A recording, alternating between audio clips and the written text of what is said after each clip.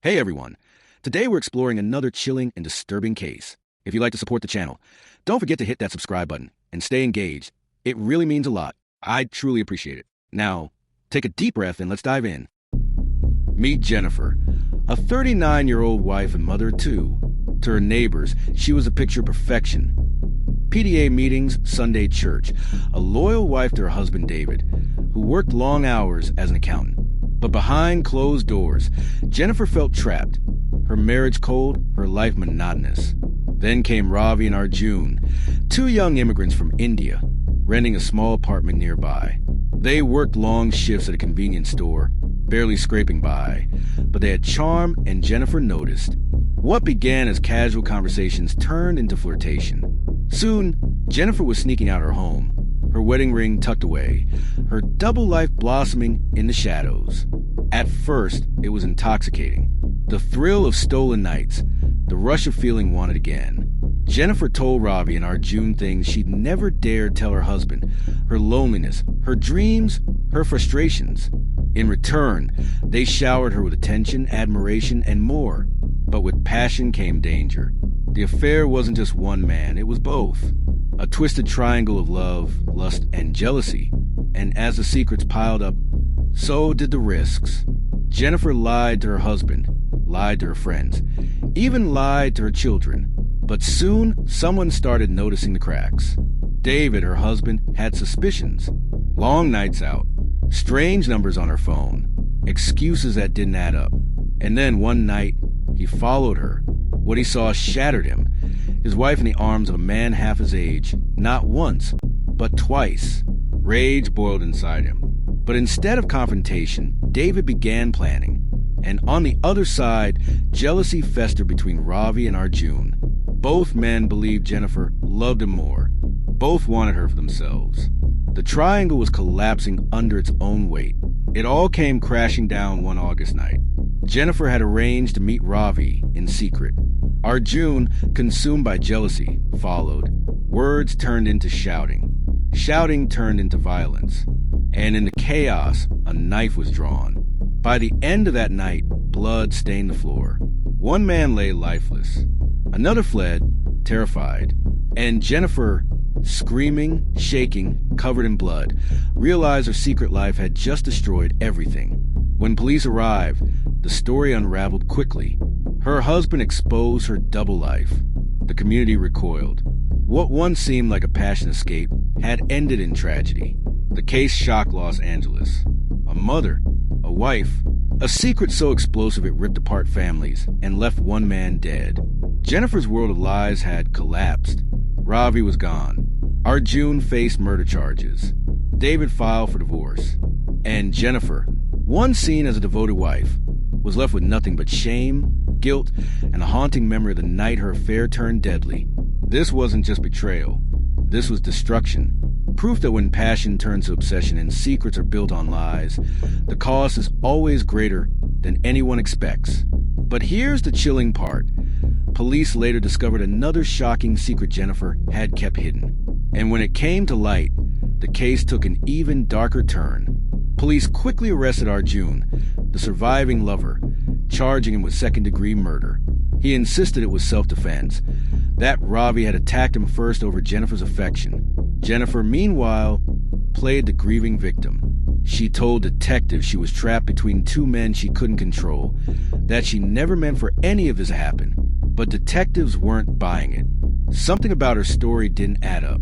As investigators dug deeper, they found something startling. Jennifer wasn't just sneaking around with Ravi and Arjun. Phone records revealed late-night calls with another man, a third lover. And this man wasn't just anyone. He was a local police officer, a married cop, a man sworn to uphold the law. But behind closed doors, he was part of Jennifer's growing web of lies and lust. Jennifer's double life wasn't just a double, it was a triple. To her husband, David, she was a dutiful wife. To Ravi and Arjun, she was a forbidden lover. And to Officer Daniels, she was a woman who made him feel alive again. But there was something far more sinister at play. Detectives discovered Jennifer had life insurance policies, one on her husband, one on herself, and even one naming Ravi as a business partner. Why would a suburban housewife have multiple overlapping policies worth hundreds of thousands of dollars? Detectives began to suspect. Was this just an affair gone wrong, or was it a carefully orchestrated plan for money and escape? Meanwhile, David, the betrayed husband, broke his silence. In a tearful interview, he revealed Jennifer had recently pressured him to increase his life insurance policy. He thought nothing of it at the time. Now, it seemed like part of a sinister puzzle. Was Jennifer planning something much darker than anyone realized? As Arjun awaited trial, prosecutors introduced the new evidence. They painted Jennifer as a manipulative woman who juggled multiple lovers, played them against each other, and may have lured them into deadly conflict for her own gain. The community was horrified. This wasn't just infidelity. This was obsession, greed, and betrayal at the highest level. And then, another bombshell dropped. One of Jennifer's friends came forward with a chilling confession. Jennifer had once joked that if her husband mysteriously died, she'd be rich enough to leave everything behind and start a new life with one of her lovers. It wasn't just a joke. Police now believe Jennifer may have been plotting David's murder all along. So now the question was no longer just who killed Ravi. The question became, was Jennifer pulling the strings all along? Was the murder just step one of a much larger plan? Forensic teams combed through Jennifer's phone and laptop. What they uncovered was chilling. Late-night searches about poisons that don't show up in autopsies. Articles on how to stage a robbery gone wrong. And messages to Arjun where she wrote, "Sometimes I wish David would just disappear. Then we'd be free." The image of Jennifer as a grieving, heartbroken woman shattered instantly. Prosecutors argued that Jennifer had been manipulating everyone around her. She told Ravi she wanted to run away with him. She told Arjun he was the only one she truly loved. She told Officer Daniel she was trapped in an abusive marriage. But behind every story, there was one common thread. Jennifer always stood to gain. Whether it was money from insurance or protection from a cop, Jennifer was playing a dangerous game of control. And when Ravi and Arjun finally discovered they were being used, it sparked a fatal confrontation. David, Jennifer's husband, took the stand in court. His voice cracked as he described the betrayal. "She wanted me dead," he said. "All those years I thought she was my partner, the mother of my children. But to her, I was just a paycheck waiting to be cashed in." The courtroom was silent. Reporters later described the testimony as one of the most heartbreaking moments of the trial. Arjun's defense team pounced on this. They argued that Arjun wasn't a cold-blooded killer. He was a pawn in Jennifer's game. A young immigrant, naive, manipulated by a woman twice his age who promised him love and a future. They painted Jennifer as a true villain, the mastermind who created the chaos that led to Ravi's death. And then came the prosecution's bombshell. Jennifer herself was being indicted. Midway through Arjun's trial, prosecutors announced new charges: conspiracy to commit murder, insurance fraud, and solicitation of homicide. Jennifer was led out of the courthouse in handcuffs. The once smiling suburban mother now looked hollow, her double life crumbling under the weight of her own lies. But just when it seemed the truth was finally out, investigators made another disturbing discovery. One that connected Jennifer to a crime far beyond her husband, Ravi, or Arjun. Detectives revisited Jennifer's past. Years earlier, before she married David, she had been engaged to another man, Mark Reyes. Mark was found dead in his apartment in what was ruled at the time as an overdose, but his family always insisted he didn't use drugs. The case went cold. Now, with Jennifer's name splashed across headlines, Mark's sister came forward to detectives. She claimed Jennifer had been the last person to see Mark alive, and that, just weeks before his death, he had taken out a life insurance policy naming Jennifer as the sole beneficiary. The discovery shook investigators. The parallels were undeniable. A romantic partner, a suspicious death, a financial motive. Had Jennifer been weaving her web of greed and betrayal for far longer than anyone realized? The district attorney's office reopened the Reyes case, this time with Jennifer as the prime suspect. When this evidence surfaced during Arjun's trial, the courtroom erupted. Reporters scrambled to cover the bombshell. Was Jennifer not just an adulteress, but a potential serial manipulator, leaving destruction in her wake? Arjun's defense seized on it. This woman ruins lives. She sets fires and walks away from the ashes. The jury was visibly shaken, and David, the husband who once believed in her, broke down, whispering to reporters, "I never really knew her at all." Meanwhile, Jennifer's world collapsed piece by piece. Her children were removed from her custody. Her husband filed for emergency divorce. Her friends abandoned her, horrified at what was unfolding. And yet, Jennifer herself refused to break. To the cameras, she insisted she was a victim. They're twisting everything. "I didn't kill anyone. I just made mistakes." But behind bars, her calm exterior began to crack. Another inmate later claimed Jennifer made a disturbing confession in jail. She allegedly said, "Men are weak. You just have to know how to push them. Ravi died because he couldn't handle it. Arjun took the fall because he loved me too much. And David, well, he should thank me he's still alive." If true, it was the most chilling glimpse yet into Jennifer's psychology. Not just reckless passion, but deliberate belief that she could control life and death. And then, just as prosecutors prepared for the biggest trial of her life, Jennifer's defense team dropped a shocking revelation of their own. Jennifer's lawyers didn't deny the affairs. They didn't deny the lies. Instead, they painted Jennifer as the ultimate victim. They claimed she was trapped in a loveless, emotionally abusive marriage. That David, her husband, controlled her finances, belittled her daily, and drove her into the arms of younger men who showed her kindness. They argued that Ravi and Arjun weren't her pawns, but her escape.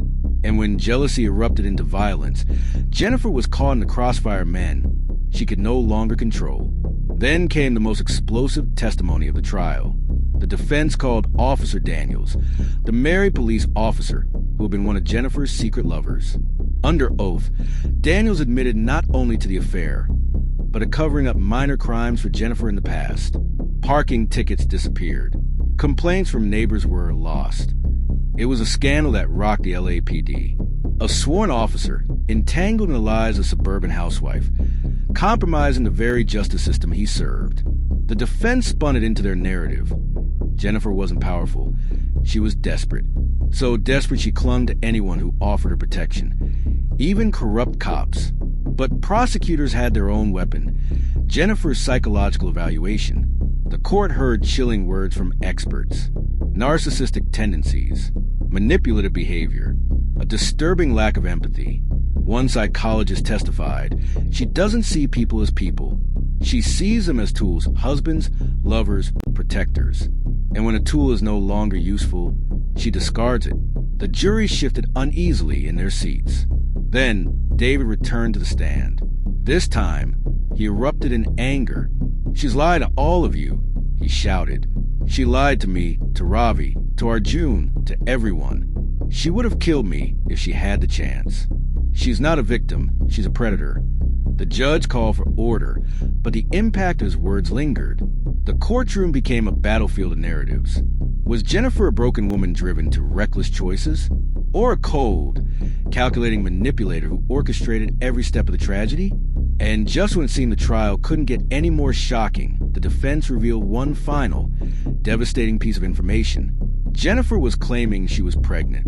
If true, the revelation could change everything, shifting sympathy in her favor, delaying sentencing, even sparking questions about who the father might be. At first, speculation ran wild. Was the father her husband David, one of the Indian immigrants, or even Officer Daniels? But when court-ordered tests came back, the truth stunned everyone. Jennifer was not pregnant at all. It had been another manipulation, another desperate play for sympathy, another lie. The jury's patience snapped. To them, this wasn't a broken woman. They saw a cold manipulator trying to twist justice the same way she twisted everyone around her. After weeks of testimony, the jury returned with their decision. Arjun was found guilty of voluntary manslaughter. They believed he lashed out in a jealous rage, but that Jennifer's manipulation had fueled the violence. Jennifer was found guilty of conspiracy to commit murder, insurance fraud, and obstruction of justice. The judge called her actions a calculated betrayal of trust, family, and human life. She was sentenced to life in prison without parole. The courtroom erupted. David wept. Mark Reyes' family embraced, and the city finally felt a sliver of closure. David filed for full custody of their children, vowing never to let them forget the truth. Arjun, facing years behind bars, told reporters through tears that he'd been blinded by love. And Jennifer? She sat stone-faced as the verdict was read. No tears, no apologies, only silence. To some, it was proof of her guilt. To others, it was proof of something even more chilling. That Jennifer never felt guilt at all. But just when the world thought Jennifer's story was over, whispers began to circulate from inside the prison walls. Inmates claimed Jennifer was already forming new relationships, finding vulnerable women behind bars, manipulating them with the same charm she once used on men. Guards even reported she was writing letters to men on the outside, spinning tales of innocence, begging for love, and, most disturbingly, asking for money. It seemed prison wasn't the end of Jennifer's double life. It was only the beginning of another one. At first, Jennifer struggled in prison. She was mocked as a black widow, whispered about in the cafeteria, isolated in her cell. But it didn't take long for her to do what she always did best: adapt, manipulate, and control.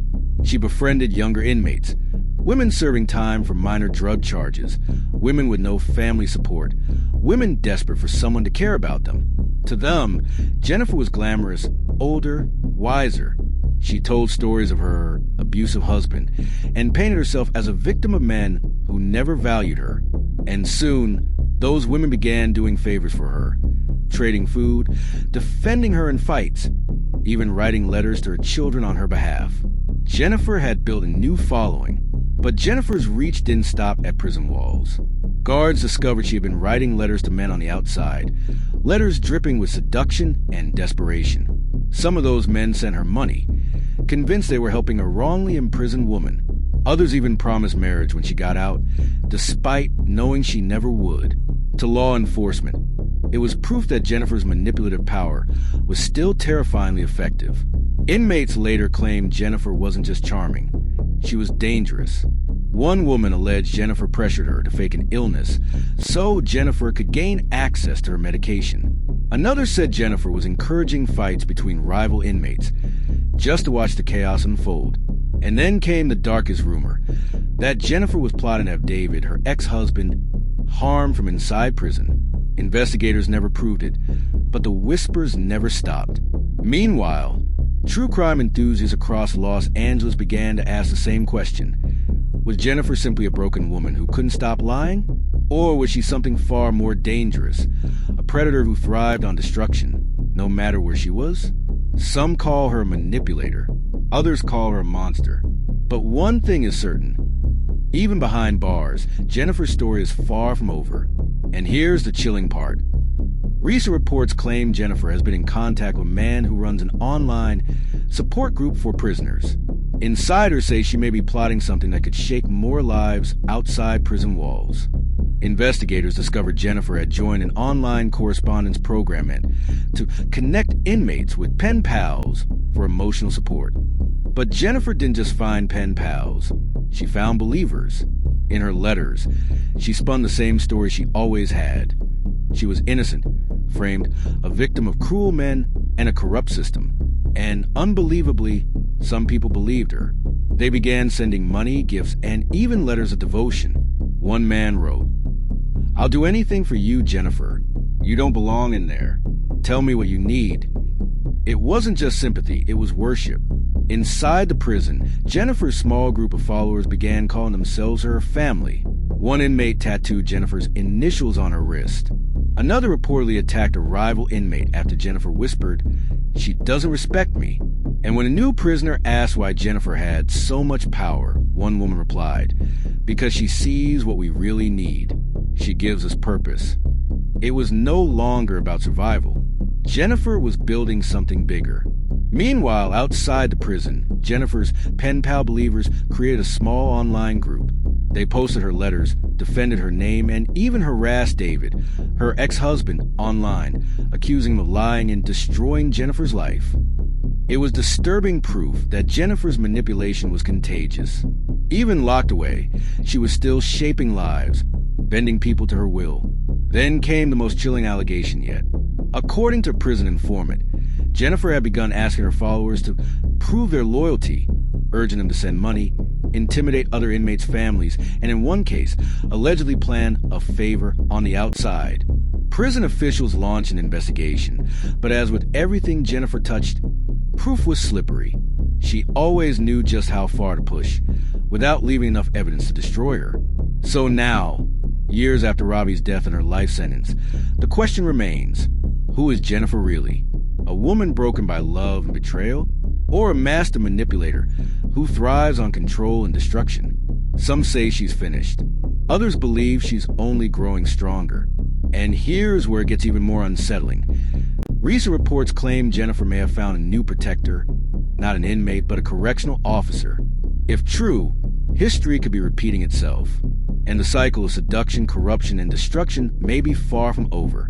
His name was never officially released, but court documents describe him as a man in his mid-30s, a correctional officer with a clean record, until he met Jennifer. Colleagues noticed him lingering near her cell, bending rules for her, smuggling in small items. At first, it seemed harmless, but investigators soon discovered that their relationship had crossed a line. Jennifer had seduced a guard. According to confidential sources, Jennifer began whispering to the officer that he could help her start over. She told him she was innocent, that she loved him, that if he truly cared, he'd do something drastic. By the time investigators caught on, the officer had already been sneaking in a prepaid phone. Prison records suggest he may have helped Jennifer reconnect with her outside family, giving her even more reach than before. Some feared Jennifer was plotting an escape. Others believed she was orchestrating revenge. The scandal broke in shocking fashion when the officer was caught passing Jennifer a sealed envelope. Inside wasn't contraband. It wasn't money. It was a wedding ring. Jennifer had convinced him that once she got out, they would marry. It was the final proof that she could twist even those meant to guard her.